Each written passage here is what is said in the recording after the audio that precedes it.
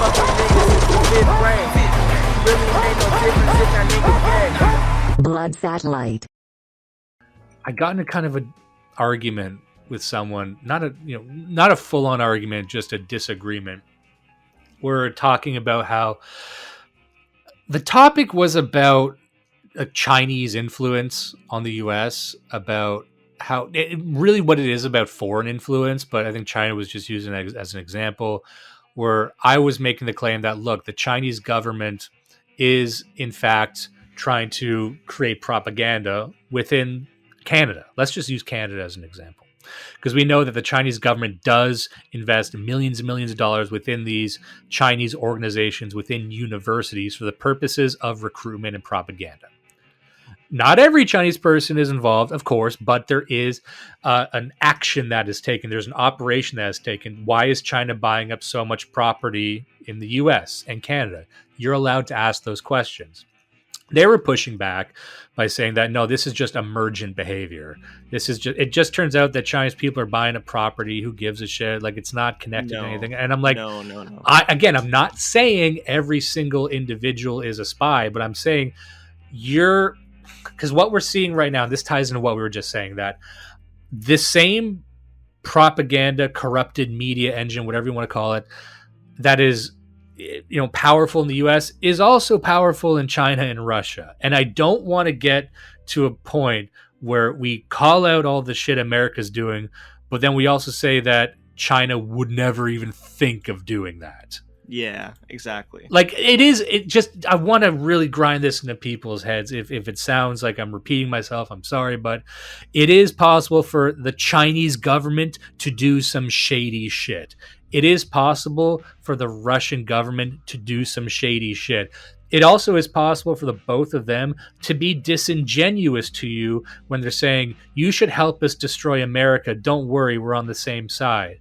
Like, if you buy that, you're creating such a critically large blind spot, and you do that at your peril. That's all I'm saying.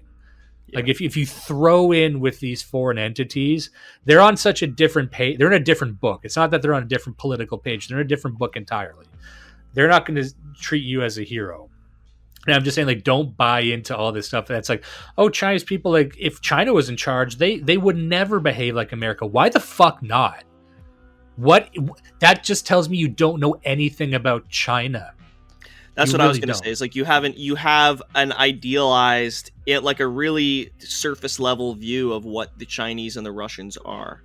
And you don't understand that, first of all, that they have, not only are they corrupt, but they have their own idiosyncratic kinds of corruption that you have no defense to because you're not used to dealing with them.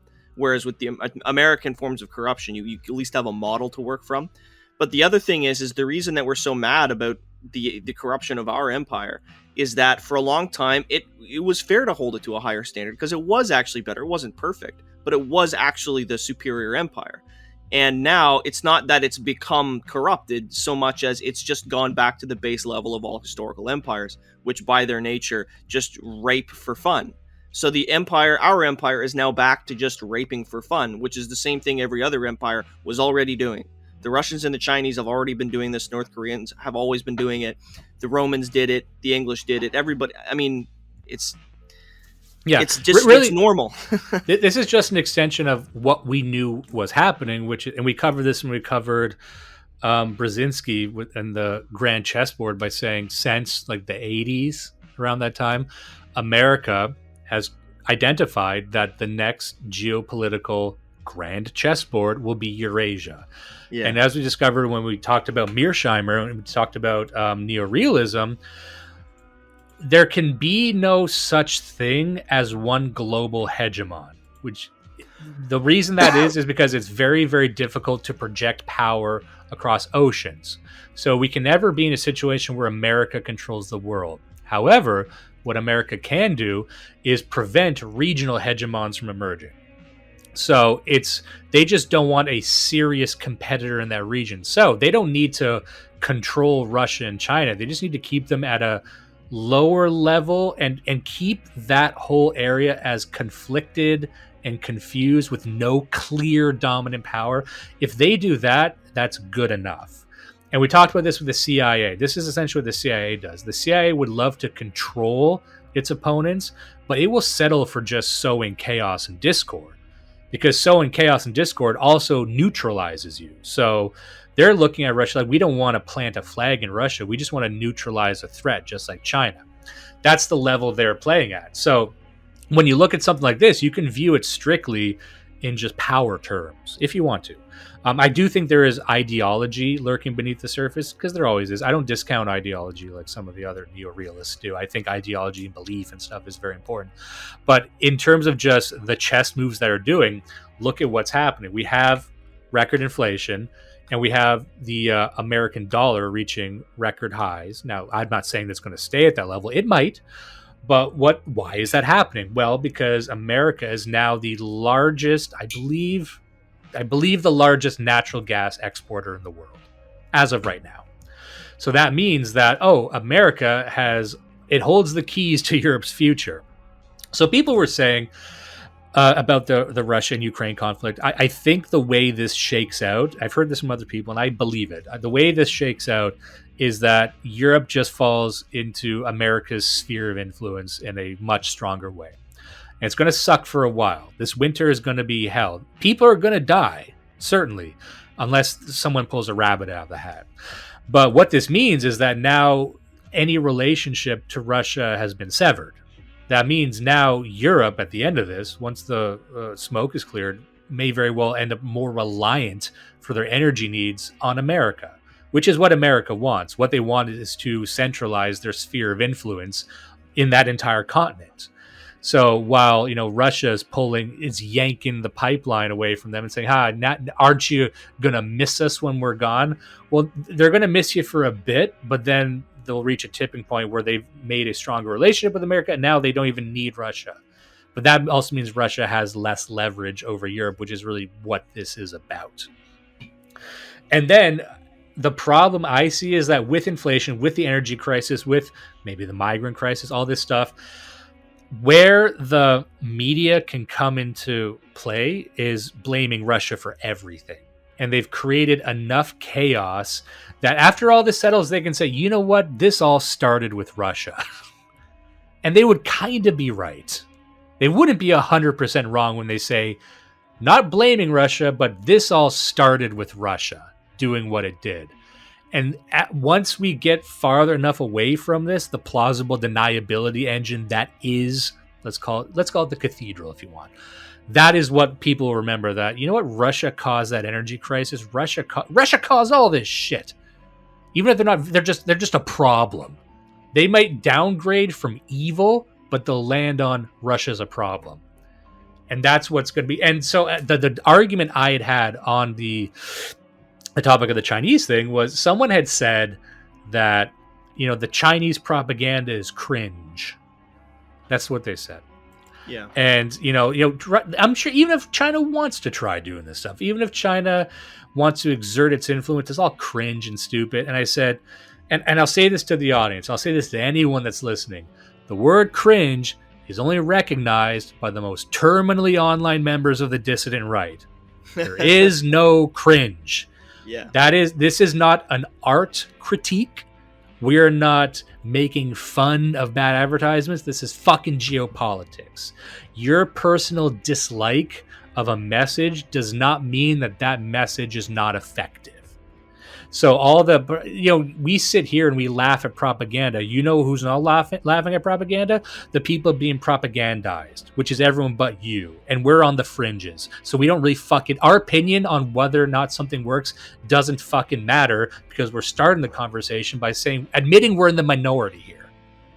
Yeah. If the propaganda doesn't work on us, I think that means it works on everybody else. And we could say it's because they're primed to believe, because we already agree that people don't really believe that the news is truthful. They don't believe that it's honest. I don't think people believe that. But they're willing to find a bad guy. They desire a story. And what I'm saying is people will tolerate a shitty story. And so that what we see with the Nordstream thing is they're putting forward a really shitty story. And people understand that it's bullshit. I think they might accept it later once the story becomes in a couple weeks, this is all Russia's fault. That's how I think that shakes out. And I think they'll keep harping on that and slamming your fucking face into that until that is the narrative. Unless we push back, because I think COVID represents an interesting case study of how people will say that COVID rolling back. I talk about COVID like it's a guy.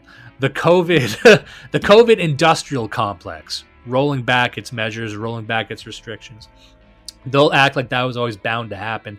I don't think it was always bound to happen. I think we must lay that success at the feet of the individuals and the groups that caused such a conniption about it. Yeah. So, and I will say the truckers, I will say the farmers, I will say, and we can list 100 people, the doctors who lost their jobs calling attention to this, the good men and women who sacrificed their careers, their livelihoods for speaking out. They caused a fuss. And they're still drilling it. They're still YouTubers. There's still doctors out there saying, hey guys, what about these death rates? You think they don't want us to fucking forget about the death rates? They would sweep that under the rug if they could, but they can't because there's enough people causing a problem. So I think, which is to say that people on their own will not just accept this stuff. There is no awakening. And later on in this episode, at the end, when I speak to the distributist, we talk about this. And I don't know if he agrees with me 100% when I said this, but we'll listen again and tell me what you think of it. But I was saying that in the public consciousness, there is no grand awakening. It needs to be engineered by people like us. There is no moment where people will wake up and say, wow, we were wrong about this trans thing. We were all wrong about this COVID thing. You must keep hammering them with it. You have to hold the hands of people and guide them into the light, yank them into the light. They won't go on their own. So with this and with everything, I think the COVID shows a good case study of what we can do, which is like, here's how you keep hammering the issues until they have to admit to it. And maybe that is what happened with Iraq, by the way. The only reason they really admitted that anything was wrong with the Iraq war was because there were so many, admittedly liberals and leftists hammering them about it. They'd be like, okay. We didn't have the intel. I'm saying they could get away with not doing that, which they might from now on.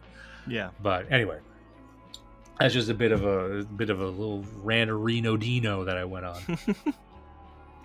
And, it makes me wonder that I think this Nordstream thing, and this might sound grandiose, but I'm going to say it anyway, because it feels good. It makes my bones quiver.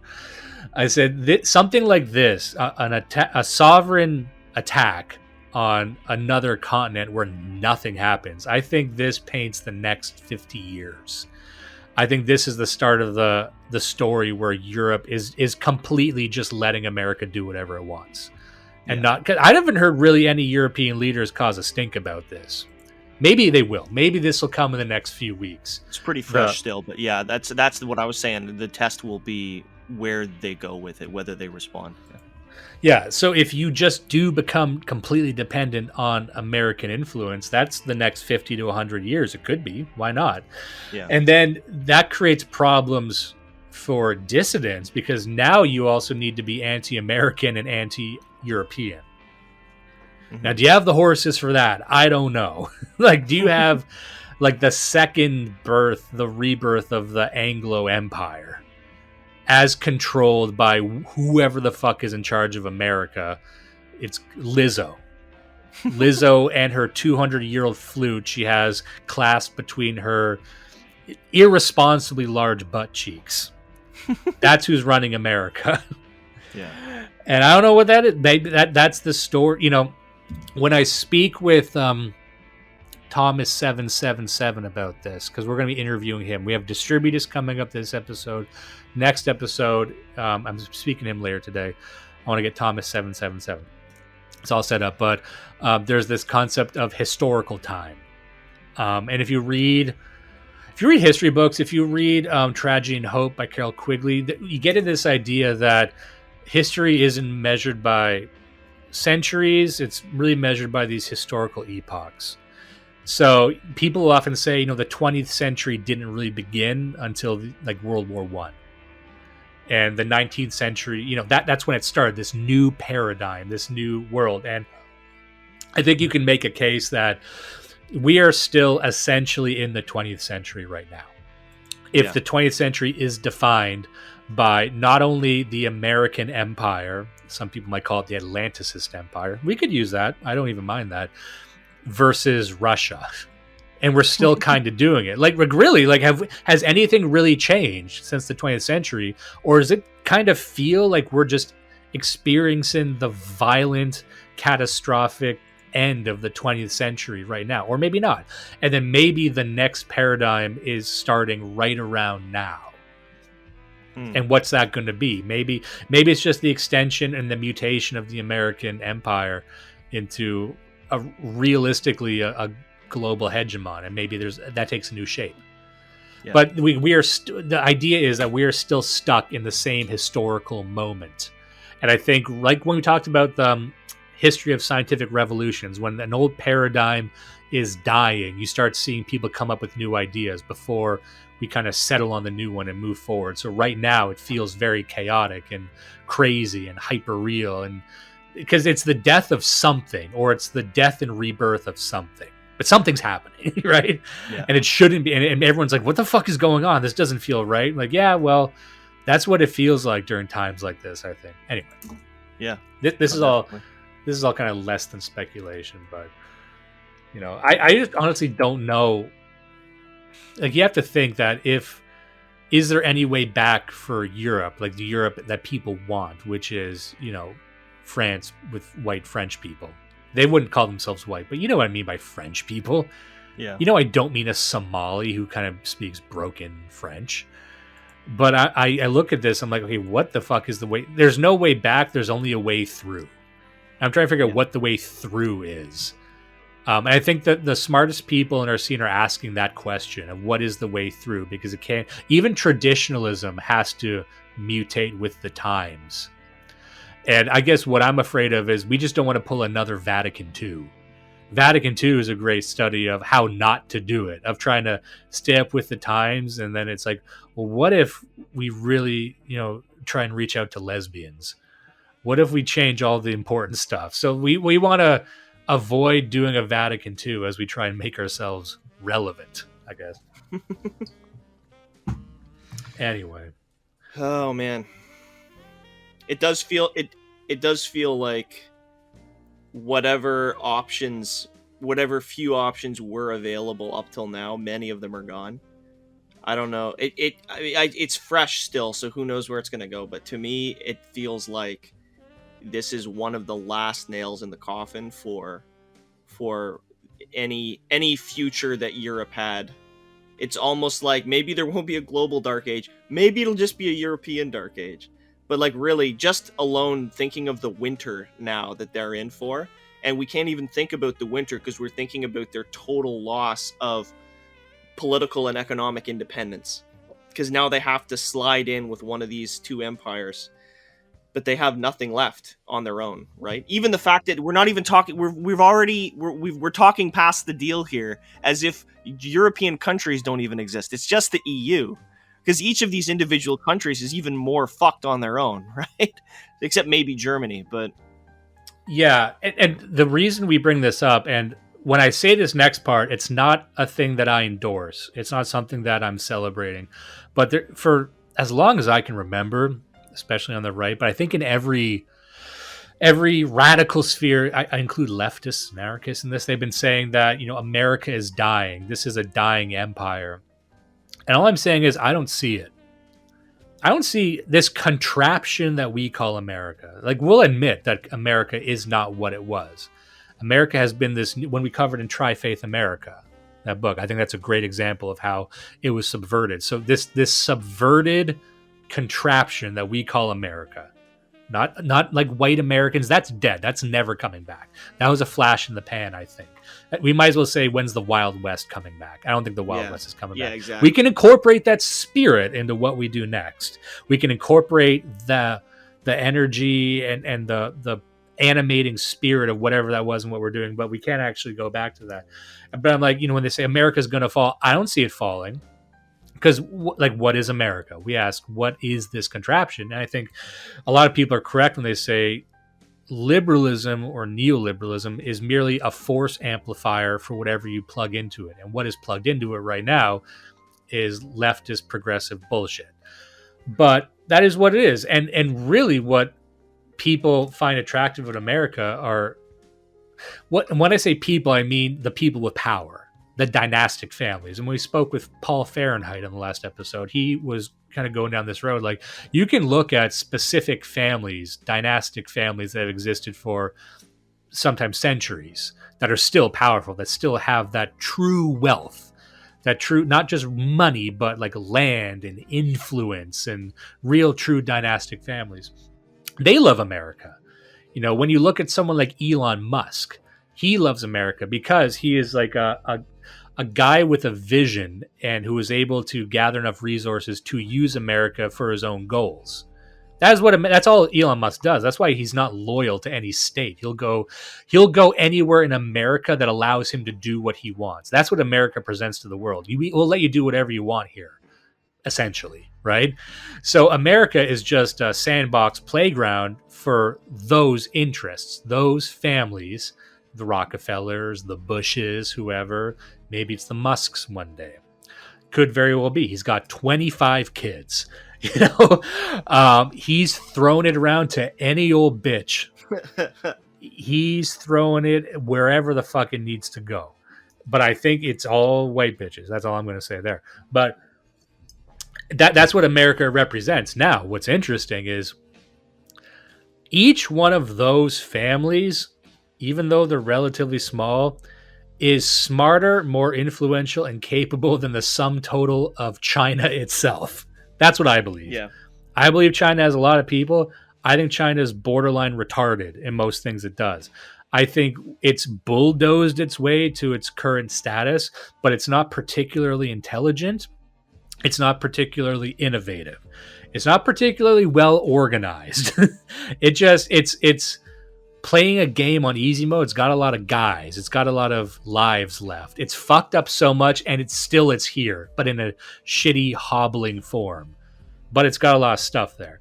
But, you know, I think your average Western dynastic family could outsmart and outmaneuver the entirety of the Chinese government if it wanted to. Absolutely. Absolutely. And all of those people are centralized in America right now. So, but that's why you have to look at America not as a nation. That's why, you know, even when Trudeau says we're a post-nation state, no, it's like what you are saying is you are a vassal state for America and other interests. But I truly believe America is a post-nation state. Yeah. It is, and that's, they will provide the form going forward. And if the world looks at that and says, wow, this post-nation state that really is just a fucking massive Zord, like from Power Rangers, of all these interconnected families that are supranational but can coordinate for the interests of power, they'll say, well, let's be more like that. So my fear is that America, for all its faults, for all its brokenness, and the fact that it isn't really a nation but functions kind of like one, that provides a successful model for the rest of the world. I think that is really what we're seeing right now. Mm-hmm. And the more Europe falls and the more the old Europe as we know disappears, there's nothing left. There's going to be, with our lifetimes, like when you look at France, what the fuck is France now? We have a memory of France, but is the memory of France able to survive the reality of the European Union? Yeah, that's the question. And maybe it's tragic. Honestly, it's really tragic. Nobody wants this. So is the only way forward for us to siphon spirit from that to make something new? And the thing that we make that is new, that has that, perhaps, let's call it an ethnocentric spirit. Let's call it a prime symbol, like what Evola called it. You know, Spengler talks about this too. Like the idea, you know, this leads into our next thing. This is kind of how Britain was founded all those, you know, millennia ago, frankly, because I read this book. It's a fascinating book called The History of the Kings of Britain by Geoffrey of Monmouth. And this is it was written in around like 1100. So it was written many, many centuries ago. And what he was speaking about was another 1,000 years before that. He was talking about the founding of Britain and the first British kings pre-Jesus Christ. So we're going into BC here. And in fact, when he's talking about the founding of Britain, he's saying, this battle was happening around the time when people were talking about this guy named Jesus, right? So, because that's how old Britain is. Britain is an ancient country, and people need to remember that. The United Kingdom as a political entity is one thing, but this thing called Britain, this thing called Albion, is truly ancient. And when he talks about the founding of Britain, this is why I'm talking about this when we're talking about our other thing, about how to take the spirit of something that existed, the something that fell, and starting something new. Because, let me start by saying this. So, The History of the Kings of Britain by Geoffrey of Monmouth, if you bring this up to a mainstream historian, they'd probably chuckle at you, say that's not serious history. Because it was written so long ago, right? The way they write history now is very specific. They would argue scientific. It became mainstream history for centuries. We're looking at Geoffrey of Monmouth's Historia Regum Britanniae. Britannia? I'm not going to Latin. Translated as The History of the Kings of Britain.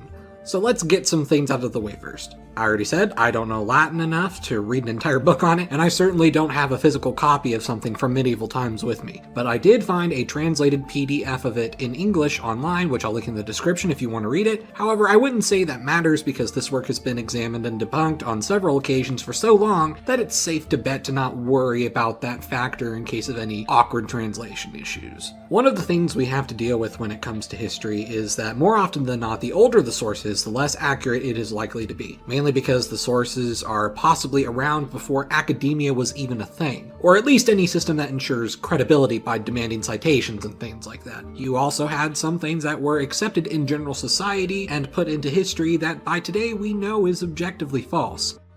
But this type of writing, it's more narrative driven, and it's kind of like oral history. Like he's saying, the sources he's citing are so old that it's hard to even decipher a lot of them now because it's written in such an old type of English. But also, a lot of this was oral tradition. This was mythology passed down. So when you're talking about the founding of Britain, you're in the true fog of ancient history. You're talking about, we're talking about the fall of Troy. And we talk about the fall of Troy, it's so embedded within mythology. It's hard to separate the two. And we talk about, as we'll get to later, like the history of King Arthur. It's kind of impossible to separate the story of King Arthur from mythology. It's impossible to separate King Arthur from Merlin and the story of Merlin. You know what I mean? So it exists in a world where there is magic and there is, these ancient gods. And within this book, he treats it very seriously. So how Britain was founded, it was found by Brutus.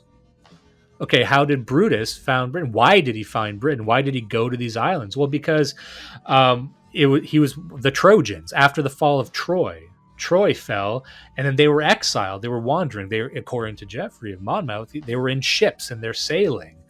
And then they land on an island, and Brutus lands on an island and finds a pagan shrine.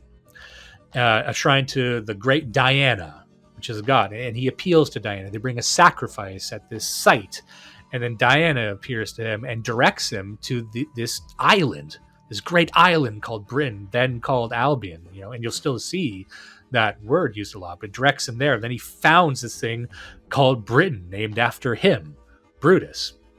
So you start to see, and he's carrying the torch of Troy with him.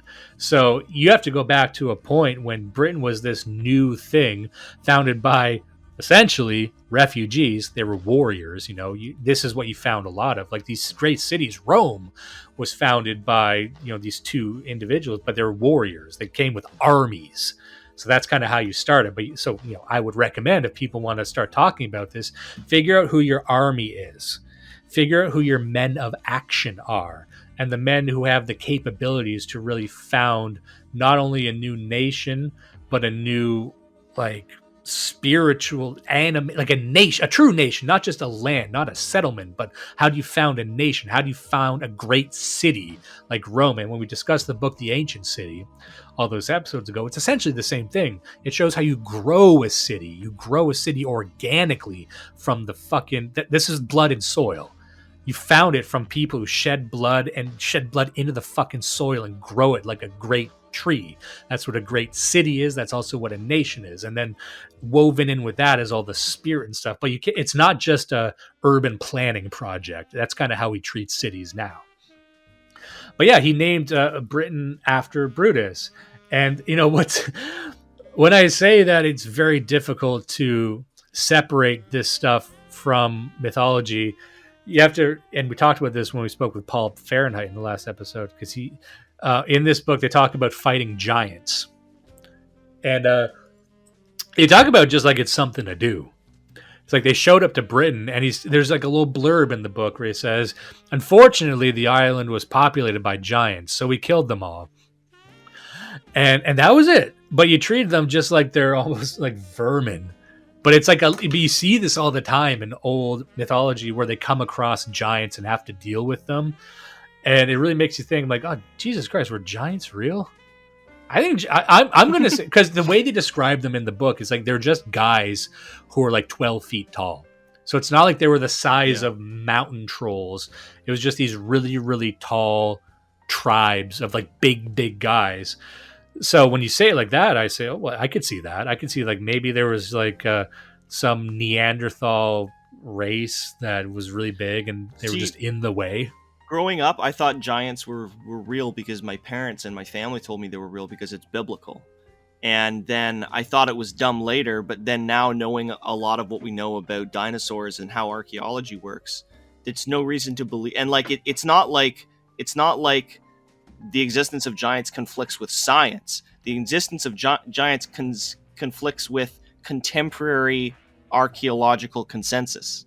That's it, right? Because science supports the existence of giants. It's just that today's archaeologists say poo. Yeah, and they say that not because they're anti-giant, but they're anti-Christian or they're anti-religious. Yeah. You know, they're anti anything mythological, so their instinct is to say not that we hate giants, that just sounds like something that those types of people say, and we don't like those types of people, so we're against it.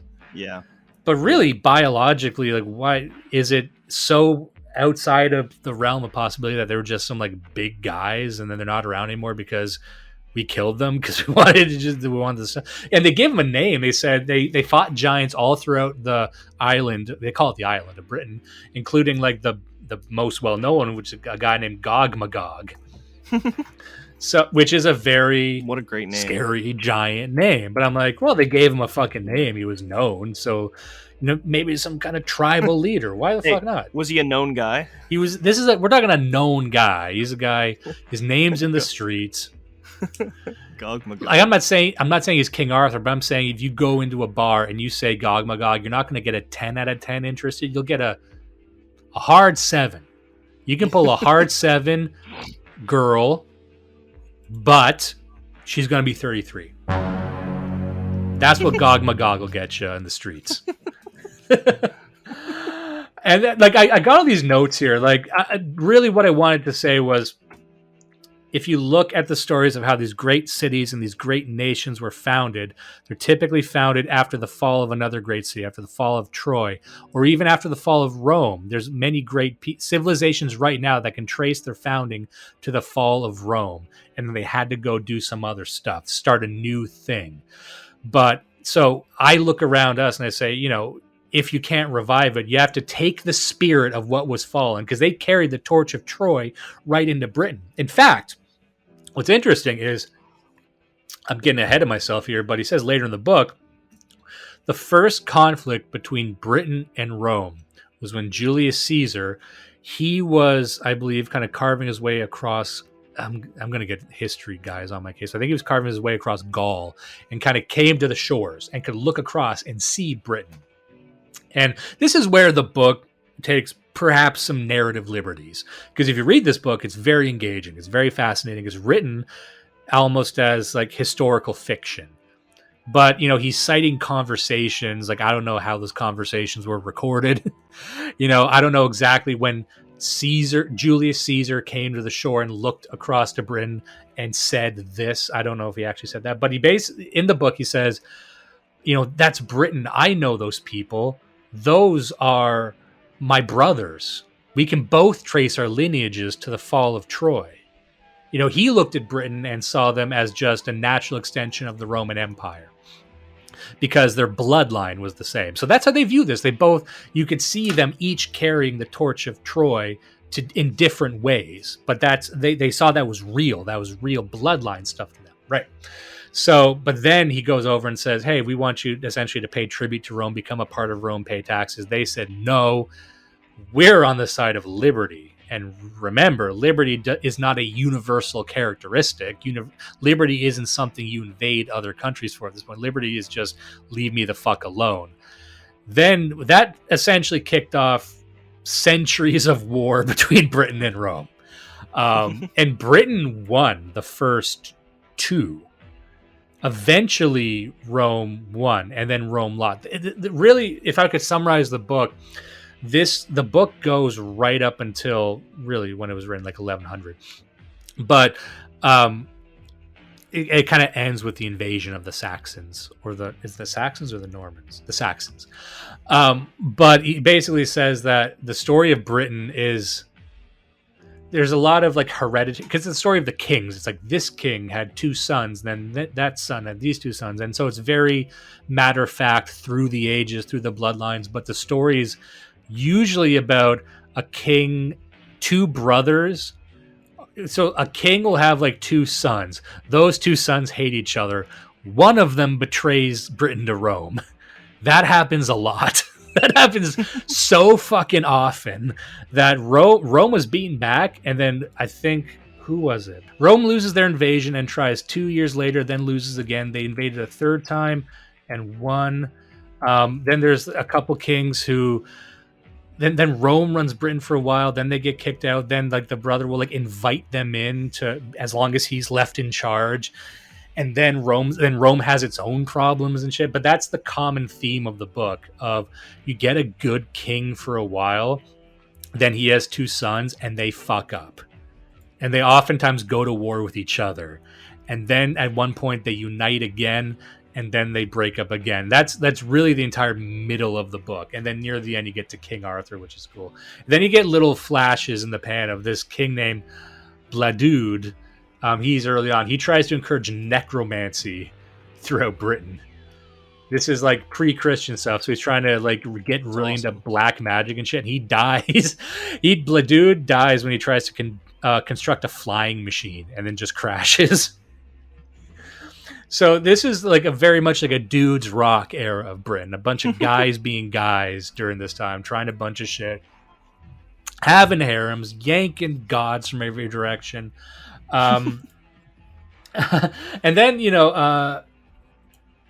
after a bunch of these kings, these two kings, Belinus and Berenius, the sons of Dunvalo Multimus, like a lot of these guys have very Roman sounding names too.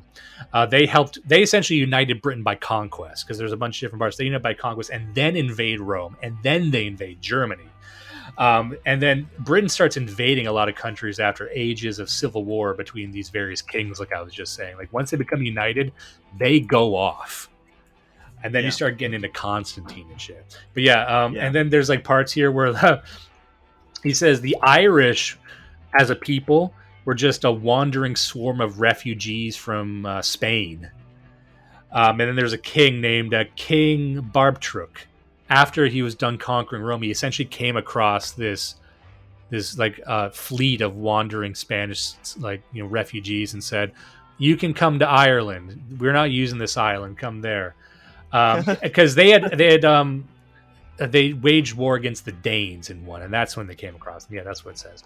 So then now again, if you ask an Irish person, they might not say that's true. There's a lot of deviation from this source, because if you look at Roman sources, they will say that the British were just a bunch of like feral tribes and who gives a fuck, and they should have thanked us for showing up.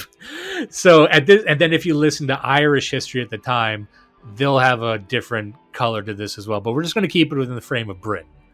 So, within the frame of Britain, the Irish only exist because we were Britain. We're nice to them. And then it gets into trouble later because the Saxons start coming in. Again, it's like two brothers or three brothers who like hate each other. One of them basically sells them out to the Saxons and brings in all these like Germanic tribes and stuff. And this is where you get into like Game of Thrones type stuff, where you realize, oh, this seems to come down to personalities. This seems to come down to individual ambition. And this seems, and once you're I guess the point I'm trying to make to tie this to the larger point is once you're starting to found a nation and a settlement, the more successful you get, you'll have to deal with stuff like this. Because I think once you grow a true nation or a true movement, the foundation myths of every great nation and every great city, typically a city that becomes a nation later, can tie their entire history to one guy. Or two, in the case of Rome, two guys. But oftentimes maybe a handful of families at most. So to me, it's impossible to have this thing called a nation without an animating mythology that comes from a handful of individuals or families. And that's how it was always done. Perhaps I'm making the claim that it still needs to be done through that. Because we like to think in a very neoliberal way that, whatever we do from here, we still want to have this, we want to work with abstracts, we want to work with principles. But I think anything practical, like in the future, if guys like us need to actually break away and start our own society, I think it does need to be not a cult of personality, but you do need strong leaders that people can look up to. And then over time, those people become mythologized. That's what happened in America, by the way. Even though America is very much a corrupted and compromised and subverted nation, you still have these founding fathers that everyone is obsessed with. Not everyone agrees on who the good guys and the bad guys were, but they're still obsessed because I think any functioning sovereign nation needs to have a foundation story that is tied to a handful of guys. And America is unique because it's not as much bloodline related as it was in the past, but you still have your founding fathers that stand tied, that connect everyone together. You still have abominations like Lizzo playing James Madison's crystal flute because that's something. That's a ligament. That's a connective tissue to this thing. And the only reason we have this thing called America, I think, is because you have these strong individuals. And I think, I'm just repeating myself now. Do you agree with that, or does that sound crazy? Yeah, no, that makes sense. Okay. And then, I won't go through the entire book. It's an interesting book. I would recommend people read it, but it goes through how Christianity came to Britain, according to him. Because what's interesting is as we're talking about these early kings, as we're talking about, these early conflicts with Rome, he'll have these little blurbs in there. And it says, as this was happening, Homer was out there writing, depending on who you believe, like Homer was out there living his life, like writing his books. These other wars were going on. So adding that context was always very interesting to me. And then he talks about how Christianity came to Britain. Now, again, maybe people disagree with this. I'm just going to say it as he said it. So Christianity came to Britain in the year 156 AD. Now, some people pushed back. They got mad at me. Me? Dimes? Because I made the claim, I said we were having the old debate about, Christianity and paganism. And I don't engage in that debate, but sometimes I'll just try and correct certain things where they're like, oh, Christianity showed up in the fucking 1500s. I'm like, well, no, let's be fair. Records and history shows that Christianity didn't dominate, but it showed up in Britain around 156 AD. And it was King Lucius. And how did King Lucius do it? Well, according to this, he reached out to the Pope. He was invited in. Because Christianity has its roots in Britain from very, very early on is pretty much what I'm saying. Now, whatever you think about that, whether or not you think that's good or bad, that seems to be the case. That Christianity and the Christian God, at least with the kings, at least with the kings and their subjects, was pretty early on. Now, it wasn't, if you want to make the claim that it wasn't 100% a Christian nation, fine. But I'm just saying since 156 AD, just over 100 years after the death of Christ, that's when they were talking about this shit. So, it paints an interesting picture that Christianity was just like a thing people were talking about, and people were like, oh, what is this? Send me some priests, send me some bishops, tell me more about this, whatever. I'll just recite some of the notes that I got here. I don't have enough time to go into every one, but it's just flash history. King Vortigern fell for a pagan woman and basically flooded Britain with Saxons. Saxons basically try to take over Britain repeatedly and treacherously. Vortigern flees once this happens and discovers Merlin while having his magicians tell him to fight back. Merlin was born of an incubus and had the power to see the future. And then within this book, it actually lists for like 10 pages all of Merlin's prophecies. It's really cool. So if you actually want to just read Merlin's... let me see. I got some fucking Merlin's prophecies here. Where are they? Oh yeah, there's like 10 pages here. So I'll just read some at random. London shall mourn the death of 20,000. The Thames shall be turned into blood. Monks in their cowls shall be forced into marriage, and their lamentation will be heard on the mountain peaks of the Alps. 3 springs shall burst forth in the town of Winchester, and the streams which run from them will divide the island into 3 parts. Whoever will drink from this first will enjoy long life and will never be afflicted by the onslaught of illness. Whoever will drink from the second shall perish from insatiable hunger. Pallor and dread will clear from his face. I'll just skip ahead to another one. I'm just giving you the idea of the types of things he was saying. An owl will nest in the walls of Gloucester, and in its nest will be hatched an ass. The snake of Malvern will nurture this ass and teach it many deceitful tricks. The ass will put on a crown and then clamber above all that is most lofty and terrifying, the people with his hideous braying. In the days of the ass, the Passion mountains shall totter, and the country districts shall be deprived of their forest lands. For there will come a worm which will puff forth fire, and the worms will burn up the trees with the breath which it exhales. Out of the worm shall come 7 lions, malformed with goats' heads. With the fetid breath of their nostrils, the lions will corrupt married women and cause wives so far faithful to one husband become common prostitutes. So that's just kind of what Merlin was talking about. Now, if you read that and say, oh, that reminds me of this event, let me know. But I didn't hear nothing about the fucking worms turning married women into prostitutes, yet.